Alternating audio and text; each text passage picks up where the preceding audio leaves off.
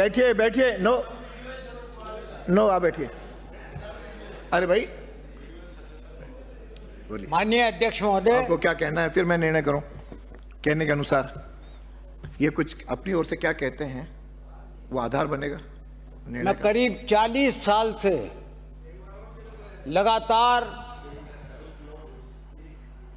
चाहे वो लोकसभा हो चाहे ये आपका विधानसभा हो, मैं उसमें जनता के द्वारा भेजा गया हूं। दूसरी बात यह है कि मैं इस आसन को सर्वोच्च मान के चलता हूं और न तो मेरा कभी ऐसा अभिप्राय था कि मैं इस शासन की कभी अवहेलना करूं, कभी अपमान करूं या किसी प्रकार से इसको नीचे दिखाने की कोशिश करूं। मैंने हमेशा इस आसन को जो है वो हमेशा सर्वोच्च मान करके ही मैं चला हूं। अपमान करने का मेरा कोई इंटेंशन नहीं था, कोई इंटेंशन नहीं था मेरा कि मैं किसी का अपमान करूं। और ये भी आपको मैं बता दूं कि जब संदीप शर्मा साहब इस कुर्सी पे पहली बार बैठे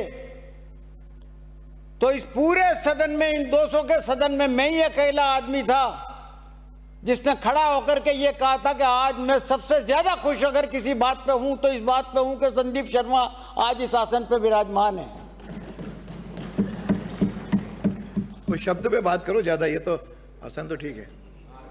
क्या कह रहे आ रहे हैं उसी ट्रैक पे आ रहे उसी बात पे आ रहा हूं। उसी बात पे आइए। बात तो बोलूंगा ना साहब। हाँ, उसी बात पे आइए।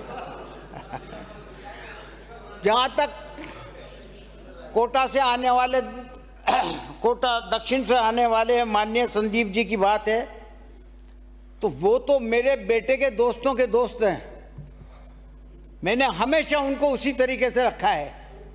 मैंने निवेदन किया कि संदीप का विषय नहीं है, या तो आप वो जो शब्द का, लेकिन आप लंबा मत करिए। इजाजत दी है आपने, 2 मिनट बोल दिए, बार बार मुझे इजाजत दी है, मैं अपनी बात कोटा में जाके करिए, भूमिका ज्यादा मत बनाओ। और उनसे हमेशा मेरी हंसी मजाक रहती है। कभी उन्होंने कभी किसी बात का बुरा नहीं माना और न मैंने किसी बात का उनकी बात का उनका जो है वो बुरा माना। मैं जब भी उनसे मिलता हूं हमेशा इस प्रकार की बातें करते रहते हैं, हम हल्की फुल्की बातें करते रहते हैं। उस दिन मुझे उन्होंने बोलने से रोका। मुझे ऐसा लगा कि संदीप जी जो है उस आसन पे नहीं बैठे हुए, मेरे सामने ही बैठे हुए हैं,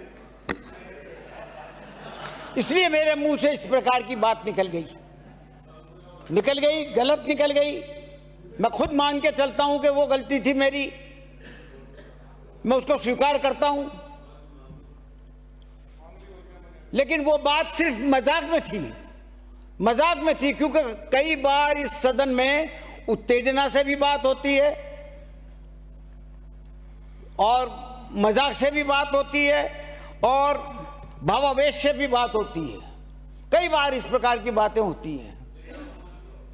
तो वो बात उस तरीके से लिया मैंने कि मेरा संदीप जी की कोई इंसल्ट करने का या किसी प्रकार से उनको नीचे दिखाने का मेरा कतई कोई इरादा नहीं था और न मेरा इरादा हो सकता। मेरे उनके ताल्लुकात 30 साल से हैं लगातार। मैं ये मान के चलता हूं कि न तो संदीप जी ने इस बात का बुरा माना होगा, और अगर बुरा माना उन्होंने तो मैं उनसे एक बार नहीं 50 बार माफी मांगने के लिए तैयार हूं, खेद प्रकट करने के लिए। सदन के उस शब्द पे माफी मांगे, संदीप के माफी नहीं, जो शब्द असंसदीय हुआ उस पे माफी मांगे बिना शर्त, तो बात आगे बढ़ेगी। खेद प्रकट करो यार। अरे आप बैठो, मैं बैठो ना। तो मैं इस बात के लिए खेद भी प्रकट करता हूं। किस बात के लिए वो बोलो? इसी बात के लिए कि जो कुछ मेरे द्वारा कहा गया उसको अगर बुरा माना गया तो मैं अगर बुरा माना गया, बुरा है इसको स्वीकार करो। अगर हाँ। अब मेरी बात सुनिए, एक नजीर मैं बताता हूं आपको। 2070 की नजीर है, 2067 की नजीर है, जब भैरव सिंह शेखावत जी ने और सतीश जी ने। आप अपनी बात रखिए, भैरव सिंह जी उस तक मत जाइए। 2 मिनट में अपनी बात, आप माफी मांग रहे हैं सदन से। बता रहा हूं ना आपको, आप सदन से माफी मांगो। सदन की तो बात बता रहा हूं। क्या वो बात मत बताओ, आप सदन के आप खुद माफी मांग रहे हो, बताओ, बात खत्म। भैरव सिंह मान ली मैंने बात तो उस शब्द पे वो मान ली। अब मेरी बात तो सुनो आप। नहीं, आप क्या सुने, हो गया, बैठिए। भैरव सिंह जी शेखावत ने और अरे- सतीश जी अग्रवाल ने चेयर के लिए ये कह दिया कि क्विट द चेयर, ये बात मैं ये कह रहा हूँ। बदमाशी मत करो। इसका यहाँ मतलब तक शब्द इसका कहे। मतलब आप उसको justify कर रहे हो। मोहनलाल सुखाड़िया जी जो है उनके खिलाफ नहीं, अभी- माननीय सदस्य, इसका मतलब उसको जस्टिफाई कर रहे हो। ये क्या बात है? तमाशा कर रहे हो। यानी बिना शर्त माफी मांगो तो बात है 2 लाइन में। यानी बिना शर्त अब बात ही नहीं सुना। क्या संदीप से माफी मांग रहा हूँ? संदीप से नहीं मांगनी है, सदन से मांगनी है, आसन से मांगनी है। ये तो अभी नहीं मांगी, खड़े होके 2 लाइन कह दो। अरे ये मैं कह रहा हूँ। नहीं मांगी, रिकॉर्ड देख लो आप। सदन से माफी अब भी नहीं मांगी है, अब भी नीयत खराब है इनकी। 2 लाइन ही माफी अब भी ये सुधरने को तैयार नहीं है इस उम्र में भी। चुका के खेत प्रकट करता हूँ। और सदन से माफी मांगता हूँ। हाँ। मेरे से नहीं, सदन से। हाँ, सदन में। बैठिए, बैठिए। अब कर दो। मैंने सबकी चर्चा सुनी। इस सदन में मैं भी लगभग 20 साल से ऊपर से ज्यादा आ रहा हूं। मैंने इतने दिनों में इस प्रकार का दृश्य नहीं देखा।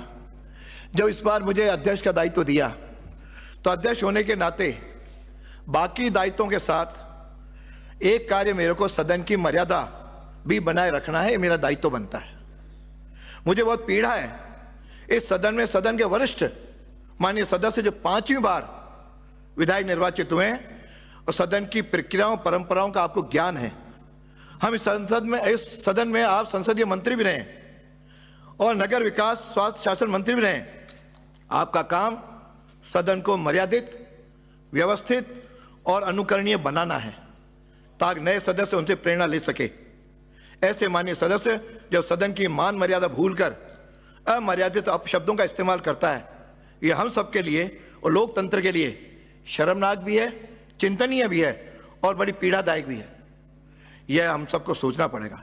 यह कहा जाए परेशान होकर के शब्द बोले, परेशान है तो घर पे बैठिए। यहां सदन में परेशान में बोलने की आवश्यकता नहीं, आप आराम से आके बैठिए। यदि कहते हैं कि साहब हमको व्यवहार, हम स्वास्थ्य ठीक नहीं था, तो आवश्यक नहीं है कि ऐसे शब्द मुंह से निकले। ये आपके सदस्यों ने कहा, मैं तो तभी कह रहा हूं। जो कहा उन शब्दों को दोहरा रहा हूं, मैंने अपनी ओर से कुछ नहीं जोड़ रहा हूं।